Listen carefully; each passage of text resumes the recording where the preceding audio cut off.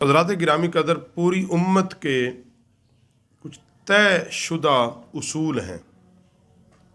بالخصوص تمام مکتبہ فکر جتنے بھی مسلمانوں کے اندر مسالک ہیں، طے شدہ اصول تفسیر، اصول حدیث، اصول فقہ کی روشنی میں پھر آگے تحقیقات کی جاتی ہیں، اور علماء پھر ان کی تحقیقات سے ہی مسائل اخذ کرتے ہیں۔ ممکن ہے آپ کا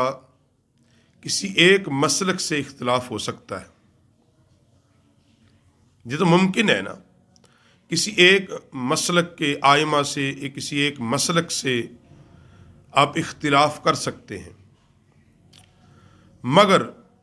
آپ سارے مسلکوں سے اختلاف کریں اور سارے مسلکوں سے تھوڑا تھوڑا، کوئی ادھر سے ایک ٹکڑا پکڑا، ایک ٹکڑا ادھر سے پکڑا، ایک ٹکڑا ادھر سے پکڑا، اور یہ کہا میں تو ان سب کو ہی نہیں مانتا، اور اپنی ایک نظریہ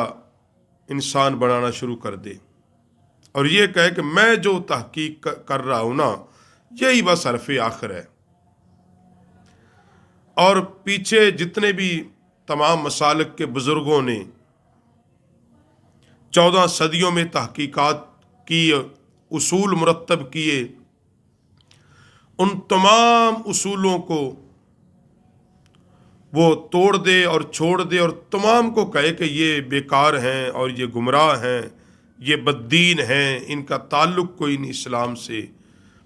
اور ٹکڑے ٹکڑے جوڑ کر پھر آج کل کے جدید دور میں، سوشل میڈیا کے دور میں، سب سے ایک ایک لفظ پکڑا اور اپنا ہی ایک نظریہ کھڑا کر دیا، اپنے مطلب اور مقصد کی بات نکال کے اور سب کو غلط ثابت کرے اور اپنے آپ کو ٹھیک کہے، تو پھر سمجھ لو کہ اس کے اندر کوئی نہ کوئی پرابلم ہے، کوئی نہ کوئی اس کے اندر انتشار وہ امت میں پیدا کرنا چاہ رہا ہے۔ حالانکہ نبی کریم صلی اللہ علیہ وسلم نے حکمت کا حکم دیا کہ دین کو حکمت کے ساتھ بھی پھیلایا جائے، جس طرح نبی کریم صلی اللہ علیہ وسلم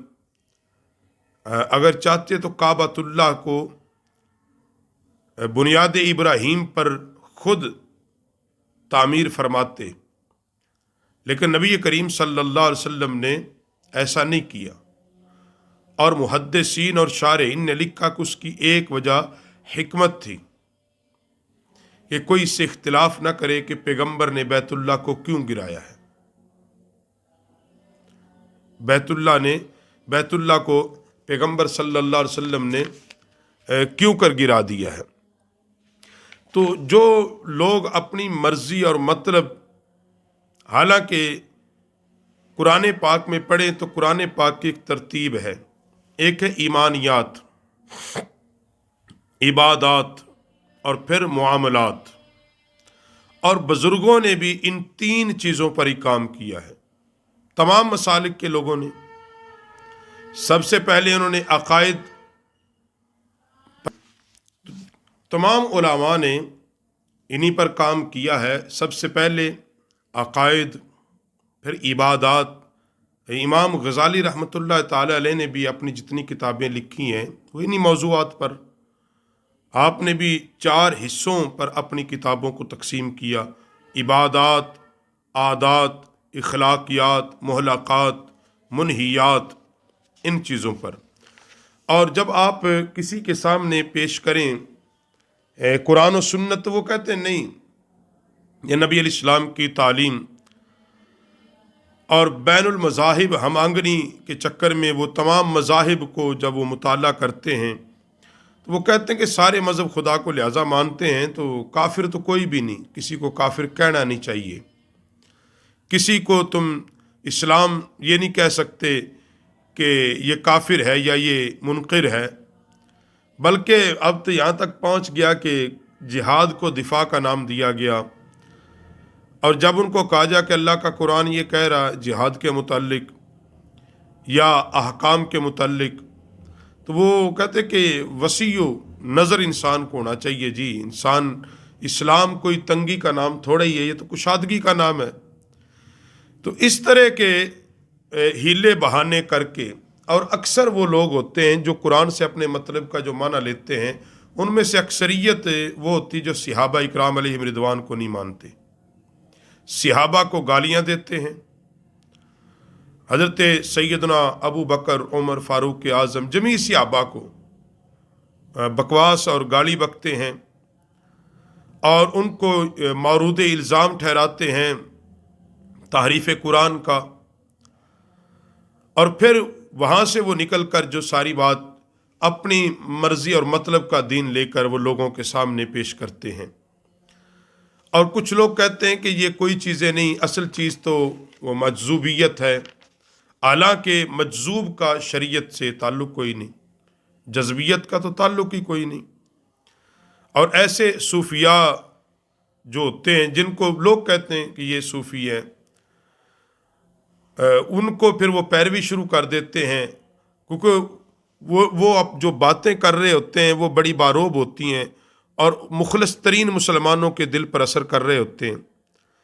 اور جو یہ کہتے ہیں کہ انسانیت ہی ہمارا بس مذہب ہے، ہمارا کسی ایک مذہب سے کوئی تعلق نہیں،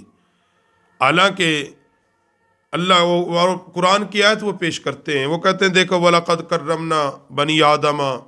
کہ آدم علیہ السلام کی جو ساری نسل ہے اس کو عزت و تکریم ہے، ان کے حقوق ہیں، اس میں کوئی شک نہیں، حق تو ہر انسان کا ہے، مگر قرآن کی ایسی آیت، ایسی حدیث جس میں یہ کہا، اور نبی علیہ السلام نے تمام مذاہب کو ہی ترجیح دو، نہیں وہاں تو یہ کہا ان الدین عند اللہ الاسلام، اللہ کے ہاں جو دین ہے وہ اسلام ہے حضرات، اللہ کے ہاں جو دین ہے وہ اسلام ہے۔ اور حضور داتا علی حجویری رحمۃ اللہ تعالی علیہ بھی فرماتے ہیں کہ ایسے لوگ جو بڑی پرلذت گفتگو کرتے ہیں اور لوگوں کو اکابرین امت سے دور کرتے ہیں اور اپنا ایک نظریہ گھڑ کے پیش کرتے ہیں، تو ان کو داتا صاحب علیہ رحمہ نے ملحدین کا فرقہ کہا ہے، فرمایا یہی وہ ملحدین ہیں۔ اور پھر اپنی طرف سے مسئلے کو بیان کرنا، ہمارے بزرگوں نے اس کو منع کیا ہے،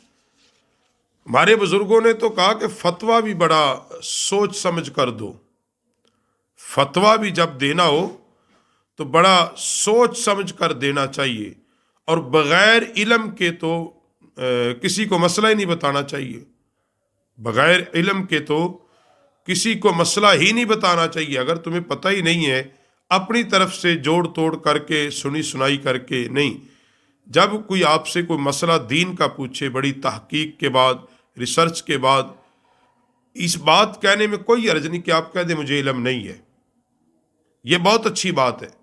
کہ جب آپ سے کوئی دین کا مسئلہ پوچھ رہا ہے تو اس کو یہ بات بتا دیں کہ مجھے اس بات کا کچھ صحیح سے علم نہیں ہے، آپ کسی تحقیق دان سے، محقق سے پوچھ لیں۔ اور یہاں نبی علیہ الصلوۃ والسلام کا فرمان بھی ہے، نبی علیہ الصلوۃ والسلام نے فرمایا تمہیں جس بات کا علم نہ ہو تو اسے اس کے جاننے والے کے حوالے کر دو، اس بندے کی طرف اس کو بھیجو جو اس کا جواب جانتا ہے۔ تو بات المختصر یہ ہے آج کے درس کی کہ اگر اصول، ساری اکابرین کے اصول جو طے ہوئے ہیں، علماء نے جو اپنی جد و جہد اور محنت زندگی کے 40 سال لگا کے قرآن و سنت کا علم حاصل کرنے کے بعد جو اصول مرتب کیے ہیں، اصول قرآن کے حوالے سے، اصول تفسیر کے حوالے سے، اصول حدیث کے حوالے سے، اصول فقہ کے حوالے سے، جتنے کچھ اصول اور پھر کتب تصنیف فرما دی ہیں، اگر آج ہم ان کو چھوڑ کے کوئی نئی تحقیق کی طرف جائیں گے تو پھر ایک انتشار کا شکار ہوں گے، انتشاری ذہن بنیں گے اور دین سے ہم ہٹ جائیں گے، ہم دین سے ہٹ جائیں گے۔ بزرگ فرماتے کہ ایک ایسا بھی دور تھا جب کوئی بندہ کسی سے کوئی فتویٰ پوچھتا تو وہ بندہ کہتا کہ میں فتویٰ اس مسئلے میں نہیں دے سکتا، کہتا وہ سارا شہر گھوم کر دوبارہ اسی کے پاس آ جاتا، وہ جس کے پاس جاتا وہ اگلے کے پاس بھیجتا تھا کہ اس سے بھائی جا کے پوچھ لے فتویٰ اگر لینا ہے، اس سے جا کے پوچھ اگر فتویٰ لینا ہے۔ تو وہ گھوم پھر کے پہلے کے پاس آ جاتے، یعنی اتنی احتیاط برتتے، اور علم بتانے میں، مسئلہ بتانے میں، فتویٰ دینے میں پوری احتیاط برتنی چاہیے، یہ بات یاد رکھو، ورنہ جب دنیا میں کسی مسئلے پر فتویٰ دے رہے ہوتے ہو تو قیامت کے دن اللہ رب العالمین اس کا تم سے ضرور جواب طلب کرے گا۔ تو بتانے کا مقصد یہ کہ جو اپنی بھان بھتی کا کنبہ اکٹھا کر لے اور سب کی تردید کر دے، کسی کی بکری پکڑے، کسی کا گھوڑا پکڑے اور ایک کنبہ جمع کر لے اور سارے مذاہب اور مسالک سے تھوڑا تھوڑا تھوڑا تھوڑا اکٹھا کر کے اور ایک شتونگڑوں کو تیار کر لے اور کہے جو میں کہتا ہوں یہی دین ہے، باقی کوئی دین نہیں ہے، وہ ہر کسی کو انکار کرتا جائے، کہتے یہ بھی ٹھیک نہیں ہے، یہ بھی ٹھیک نہیں ہے، یہ بھی ٹھیک نہیں ہے، حتیٰ کہ کتب احادیث سے بھی انکار کرتا چلا جائے، تو اس بارے میں اور پھر قرآن کا سہارا لے۔ نیچری لوگوں نے بھی قرآن کا سہارا لیا تھا، جن کے بارے میں نبی علیہ الصلوۃ والسلام نے فرمایا تھا کہ جب وہ ان پر میری حدیث پیش کی جائے گی تو وہ کہیں گے بس ہمارے لیے قرآن کافی ہے۔ تو جب ایسے جملے کھڑے ہوں گے تو پھر وہی کہ جو صحابہ کے آخری ادوار میں خلفائے راشدین کے دور میں کچھ خارجی ہو گئے، کوئی ناسبی ہو گئے، کوئی رافضی ہو گئے، اس کی وجہ یہ تھی کہ ان میں سے کوئی کہتا تھا ہمیں نبی کا فرمان نہیں چاہیے، بس ہمیں قرآن کافی ہے، کوئی کہتا تھا ہمیں یہ قرآن نہیں چاہیے، ہمیں جی فلاں امام کا قول کافی ہے۔ تو بات جو اصل میں سمجھانا چاہتا ہوں آپ کو وہ یہ ہے کہ اپنی منمانی، اپنی مرضی سے مسائل اخذ نہیں کرنے چاہیے۔ الراسخون فی العلم، قرآن میں جو بات آئی ہے، راسخ العلم لوگوں سے جا کے اپنے مسائل پوچھا کرے، اور قرآن نے یہ بھی بات کی ہے کہ ایک جماعت جا کے دین سیکھ کے آئے، باقی لوگ ان سے پوچھ کے اپنی دینی ضروریات کو پورا کریں، پھر یہ نظام اور یہ امت ایک وحدت کی لڑی میں پروئی رہے گی، ورنہ پھر وہی ہوگا کہ چند ادھر بھاگ جائیں گے، چند ادھر بھاگ جائیں گے، چند ادھر بھاگ جائیں گے، اور امت کا شرازہ بکھرے گا اور دشمن کو پھر خوب موقع ملے گا نکتہ چینی کرنے کا، اور مستشرقین خوب سوال اٹھائیں گے، پھر ان کا جواب دینے والا کوئی نہیں ملے گا۔